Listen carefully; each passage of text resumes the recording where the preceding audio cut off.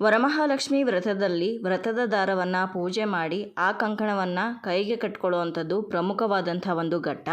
ಹಾಗಾದರೆ ಈ ವ್ರತದ ದಾರ ಅಥವಾ ಕಂಕಣವನ್ನು ಯಾವ ರೀತಿ ತಯಾರು ಮಾಡಬೇಕು, ಹಾಗೆ ಈ ವ್ರತದ ದಾರದಲ್ಲಿ ಎಷ್ಟು ಎಳೆ ದಾರ ಇರಬೇಕು, ಎಷ್ಟು ಗಂಟುಗಳಿರಬೇಕು, ಯಾವ ರೀತಿ ಪೂಜೆ ಮಾಡಬೇಕು ಅನ್ನೋದೆಲ್ಲದನ್ನು ಕೂಡ ಈ ವಿಡಿಯೋದಲ್ಲಿ ಸಂಪೂರ್ಣವಾಗಿ ತಿಳಿಸ್ಕೊಡ್ತಾ ಇದ್ದೀನಿ. ಹಾಗಾದರೆ ಬನ್ನಿ ವಿಡಿಯೋನ ಶುರು ಮಾಡೋಣ. ನಮಸ್ಕಾರ ಸ್ನೇಹಿತರೆ, ಶ್ರೀಕೃಷ್ಣ ಕ್ರಿಯೇಷನ್ಸ್ಗೆ ನಿಮ್ಮೆಲ್ಲರಿಗೂ ಸ್ವಾಗತ. ಈಗ ವ್ರತದ ದಾರವನ್ನು ಹೇಗೆ ತಯಾರು ಮಾಡ್ಕೊಳ್ಬೇಕು ಅಂತ ನೋಡ್ಕೊಳ್ಳೋಣ. ನೋಡಿ, ಮೊದಲಿಗೆ ವ್ರತದ ದಾರ ತಯಾರು ಮಾಡೋದಕ್ಕೆ ಸಪ್ಪೆ ದಾರ ಬೇಕಾಗುತ್ತೆ. ಇದು ಎಲ್ಲ ಗ್ರಂಥಿಗೆ ಅಂಗಡಿಗಳಲ್ಲಿ ಸಿಗುತ್ತೆ, ಅಂದರೆ ಪೂಜೆ ವಸ್ತುಗಳು ಸಿಗುವಂಥ ಎಲ್ಲ ಅಂಗಡಿಗಳಲ್ಲಿಯೂ ಕೂಡ ಸಿಗುತ್ತೆ. ಈ ಒಂದು ದಾರದಲ್ಲಿ ಒಂದು ಎಳೆಯಲ್ಲಿ 3 ಎಳೆ ದಾರ ಇರುತ್ತೆ. ಈ ದಾರವನ್ನು ಕಳಸ ಸುತ್ತೋದಕ್ಕೆ, ಅಂದರೆ ಕಳಸವನ್ನು ಅಲಂಕಾರ ಮಾಡೋದಕ್ಕೆ, ವ್ರತದ ದಾರ ಕಂಕಣವನ್ನು ತಯಾರು ಮಾಡೋದಕ್ಕೆ ಬಳಸ್ತಾರೆ. ಇಂತಹ ದಾರವನ್ನು ತಗೊಂಡು ಈ 3 ಎಳೆ ದಾರವನ್ನು 4 ಎಳೆಯಾಗಿ ಮಾಡಿಕೊಳ್ಬೇಕು. 3 4 12 ಎಳೆ ದಾರ ಬೇಕಾಗುತ್ತೆ ಈ ವ್ರತದ ದಾರವನ್ನು ತಯಾರು ಮಾಡೋದಕ್ಕೆ. ತೋರಿಸ್ತಾ ಇದ್ದೀನಲ್ವ, ಈ ರೀತಿಯಾಗಿ 4 ಎಳೆ ದಾರವನ್ನು ತಗೋಬೇಕು. ಈ ಥರ ಸಪ್ಪೆ ದಾರ ಸಿಕ್ಕಿಲ್ಲ, ನಾರ್ಮಲಾಗಿ ಹೂ ಕಟ್ಟೋ ದಾರದಲ್ಲೇ ಮಾಡ್ಕೊತೀವಿ ಅಂತಂದರೆ 12 ಎಳೆ ದಾರವನ್ನು ತಗೊಳ್ಬೇಕಾಗತ್ತೆ. ಇದಾದರೆ 4 ಎಳೆ ತೊಗೊಂಡ್ರೆ ಸಾಕು, ಯಾಕಂದರೆ 1 ಎಳೆಯಲ್ಲಿ 3 ಎಳೆ ದಾರ ಆಲ್ರೆಡಿ ಇದರಲ್ಲಿ ಇರುತ್ತೆ. ಹಾಗಾಗಿ 4 ಎಳೆ ದಾರ ತೊಗೊಂಡ್ರೆ ಸಾಕು ಸಪ್ಪೆ ದಾರದಲ್ಲಿ. ಆದರೆ ನೀವು ಹೂ ಕಟ್ಟೋ ದಾರ 1 ಎಳೆ ಇರುತ್ತಲ್ಲ, ಅದನ್ನು ತೊಗೊತೀರಾ ಅಂದರೆ 12 ಎಳೆ ತೊಗೊಳ್ಬೇಕಾಗತ್ತೆ. ಇವಾಗ 12 ಎಳೆ ದಾರವನ್ನು ತಗೊಂಡು ಅರಿಶಿಣವನ್ನು ಸ್ವಲ್ಪ ನೀರಿನಲ್ಲಿ ಕಲಿಸ್ಕೊಂಡು ಒಂದು ಪೇಸ್ಟನ್ನು ತಯಾರು ಮಾಡಿಕೊಂಡು ಆ ಒಂದು ಮಿಶ್ರಣದಲ್ಲಿ ಇವಾಗ ನಾವು ತಯಾರು ಮಾಡ್ಕೊಂಡಿದ್ದೀವಲ್ಲ 12 ಎಳೆ ದಾರ, ಅದನ್ನು ಚೆನ್ನಾಗಿ ಅರಿಶಿಣದ ನೀರಿನಲ್ಲಿ ನೆನೆಸಬೇಕು. ಆನಂತರ ಈ ಅರಿಶಿಣದ ದಾರ ಪೂರ್ತಿಯಾಗಿ ಅರಿಶಿಣ ಆಗಿರುತ್ತಲ್ಲ, ಅದನ್ನು ಅದರಲ್ಲಿರೋವಂಥ ಎಕ್ಸ್ಟ್ರಾ ನೀರನ್ನು ಹಿಂಡಿ ತೆಗೆದು ಆ ದಾರವನ್ನು ಎಕ್ಸ್ಟ್ರಾ ಇರೋವಂಥ ಅರಿಶಿಣನೆಲ್ಲ ಪೂರ್ತಿಯಾಗಿ ತೆಗೆದುಬಿಡಿ. ಇವಾಗ ಅರಿಶಿಣದ ದಾರ ತಯಾರಾಗಿದೆ. ಈ ಅರಿಶಿಣದ ದಾರಕ್ಕೆ ಇವಾಗ ಎಷ್ಟು ಗಂಟುಗಳು ಹಾಕಬೇಕು ಅಂತ ತಿಳಿಸ್ಕೊಡ್ತೀನಿ. ನೋಡಿ, ಸುಮಾರು ಜನ ಸುಮಾರು ಥರ ಕನ್ಫ್ಯೂಷನ್ ಮಾಡ್ಕೊಂಡಿರ್ತಾರೆ. 9 ಗಂಟನ್ನು ಹಾಕಬೇಕು, 9 ಎಳೆ ದಾರನ ತೊಗೋಬೇಕು, ಅಥವಾ 16 ಎಳೆ ತೊಗೋಬೇಕು ಅಂತ ಸುಮಾರು ಜನ ತಪ್ಪಾಗಿ ತಿಳ್ಕೊತಾರೆ. ಆದರೆ ವರಮಹಾಲಕ್ಷ್ಮಿ ವ್ರತದ ಬುಕ್ಕಲ್ಲೇ ತಿಳಿಸಿರೋ ಹಾಗೆ 12 ಗಂಟುಗಳು ಹಾಗೆ 12 ಎಳೆ ಮಾತ್ರನೇ ಇರಬೇಕು. ಈ ವ್ರತದ ಬುಕ್ಕಲ್ಲೇ ಅದನ್ನು ಕ್ಲಿಯರಾಗಿ ಬರೆದಿದ್ದಾರೆ. ಅದರಲ್ಲಿ ಇರೋದನ್ನೇ ನಾನು ಹೇಳ್ತಾ ಇರೋದು, ಇಲ್ದಿರೋದನ್ನೇ ಹೇಳ್ತಾ ಇಲ್ಲ.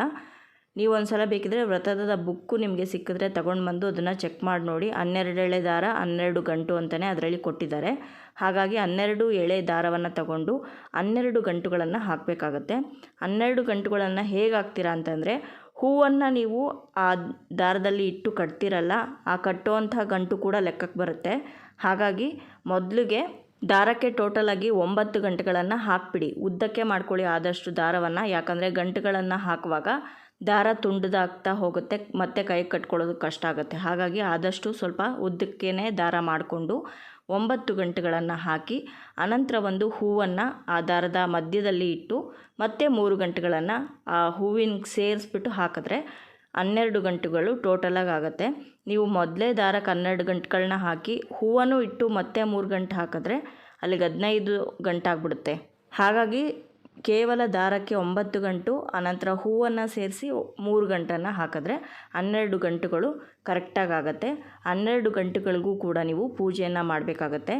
ನಿಮ್ಮ ವ್ರತದ ಬುಕ್ಕಲ್ಲೇ ಇರೋ ಹಾಗೆ ಒಂದೊಂದು ಗಂಟುಗೂ ಕೂಡ ಲಕ್ಷ್ಮೀ ದೇವಿಯ ಒಂದೊಂದು ಸ್ವರೂಪ ಅಂತ ಹೋಲಿಸ್ತಾರೆ. 12 ಗಂಟುಗಳಿಗೂ ಕೂಡ ನೀವು ಪೂಜೆಯನ್ನು ಮಾಡಬೇಕಾಗತ್ತೆ. ಒಂದು ವೀಳ್ಯದೆಲೆ ಮೇಲಾಗಲಿ ಅಥವಾ ಒಂದು ತಟ್ಟೆ ಮೇಲಾಗಲಿ ತಯಾರು ಮಾಡಿಕೊಂಡಿರುವಂಥ ಈ ವ್ರತದ ದಾರವನ್ನು ಇಟ್ಟು ಅದಕ್ಕೆ ಅರಿಶಿಣ, ಕುಂಕುಮ, ಅಕ್ಷತೆಯನ್ನು ಅರ್ಪಿಸಿ ಒಂದೊಂದು ಗಂಟೆಗೂ ಕೂಡ ಧೂಪವನ್ನು ತೋರಿಸ್ತಾ ಪೂಜೆಯನ್ನು ಮಾಡಬೇಕು. ವ್ರತದ ದಾರದ ಪೂಜೆ ಆದ ನಂತರ ನೀವು ಈ ವ್ರತದ ದಾರವನ್ನು ನಿಮ್ಮ ಯಜಮಾನ್ರ ಕೈಯಲ್ಲಾಗಲಿ ಅಥವಾ ನಿಮ್ಮ ಮನೆಯಲ್ಲಿರುವಂಥ ಮುತ್ತೈದೆಯರ ಕೈಯಲ್ಲಾಗಲಿ ಕಟ್ಸ್ಕೋಬೇಕು. ಮಹಾಮಂಗಳಾರತಿ ಆಗೋದಕ್ಕಿಂತ ಮುಂಚೆ, ಪೂರ್ತಿ ಪೂಜೆ ಆದಮೇಲೆ ವ್ರತದ ದಾರ ಕಟ್ಕೊಳೋದಲ್ಲ. ಮಹಾಮಂಗಳಾರತಿ ಇನ್ನೂ ಮಾಡಿಲ್ಲ ಅನ್ನೋದಕ್ಕಿಂತ ಮುಂಚೆನೇ ವ್ರತದ ದಾರದ ಪೂಜೆ ಮಾಡಿ ಅನಂತರ ಕಂಕಣವನ್ನು ಕೈಗೆ ಕಟ್ಕೊಂಡು ಮಹಾಮಂಗಳಾರತಿಯನ್ನು ಮಾಡಬೇಕು. ನೋಡಿ, ಇಲ್ಲಿ ವಿಡಿಯೋದಲ್ಲಿ ತೋರಿಸ್ತಾ ಇರೋ ಹಾಗೆ ಒಂದೊಂದು ಗಂಟೆಗೂ ಕೂಡ ಅರಿಶಿಣ ಕುಂಕುಮವನ್ನು ಅರ್ಪಿಸಿ ಅಕ್ಷತೆಯನ್ನು ಹಾಕಿ ಧೂಪವನ್ನು ತೋರಿಸೋದ್ರ ಮುಖಾಂತರ ವ್ರತದ ದಾರದ ಪೂಜೆಯನ್ನು ಮಾಡಬೇಕು. ಇನ್ನು ಈ ವ್ರತದ ದಾರದ ವಿಸರ್ಜನೆಯನ್ನು ಹೇಗೆ ಮಾಡಬೇಕು ಅಂದರೆ, ನೀವು ಹಬ್ಬದ ದಿನ ಲಕ್ಷ್ಮಿಯನ್ನು ವಿಸರ್ಜನೆ ಮಾಡ್ತಿರಲ್ಲ, ಅನಂತರ ನಿಮ್ಮ ಕೈಲಿರುವಂಥ ಕಂಕಣವನ್ನು ತೆಗೆದು ಪೂಜೆಗೆ ಬಳಸಿರೋಂಥ ವಸ್ತುಗಳು ಅಂದರೆ ಹೂಗಳು, ಬಾಳೆದಿಂಡು ಎಲ್ಲದನ್ನು ಯಾವುದಾದ್ರೂ ಒಂದು ಮರದ ಕೆಳಗಡೆ ಹಾಕ್ತಿರಲ್ಲ, ಅದೇ ರೀತಿ ಹಾಕಬೇಕು ಅಥವಾ ಹರಿಯೋ ನೀರಿಗೆ ಬಿಡಬೇಕು. ಕಂಕಣ ಹೂವು ಬಿದ್ದೋದ್ರೂ ಪರವಾಗಿಲ್ಲ, ಕೈಯಲ್ಲಿ ಅರ್ಶಿನದ ದಾರ ಇದ್ದರೆ ಒಳ್ಳೆಯದು ಅಂತ ಹೇಳ್ತಾರೆ. ಹಾಗಾಗಿ ಎಷ್ಟು ದಿನ ಸಾಧ್ಯನೋ ಅಷ್ಟು ದಿನ ನಿಮ್ಮ ಕೈಯಲ್ಲಿದ್ದರೂ ಕೂಡ ಏನೂ ಆಗೋದಿಲ್ಲ.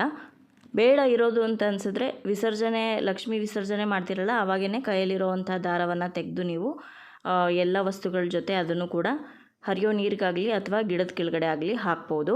ನೋಡಿದ್ರಲ್ವ ಸ್ನೇಹಿತರೆ, ಇವತ್ತಿನ ಈ ವಿಡಿಯೋದಲ್ಲಿ ವರಮಹಾಲಕ್ಷ್ಮಿ ವ್ರತದಲ್ಲಿ ಕೈಗೆ ಕಟ್ಕೊಳ್ಳುವಂಥ ವ್ರತದ ದಾರವನ್ನು ಯಾವ ರೀತಿ ತಯಾರು ಮಾಡ್ಕೋಬೇಕು, ಹಾಗೆ ಎಷ್ಟು ಗಂಟುಗಳಿರಬೇಕು, ಎಷ್ಟು ಎಳೆ ದಾರವನ್ನು ತಗೊಳ್ಬೇಕು ಅಂತ ತಿಳಿಸ್ಕೊಟ್ಟಿದ್ದೀನಿ.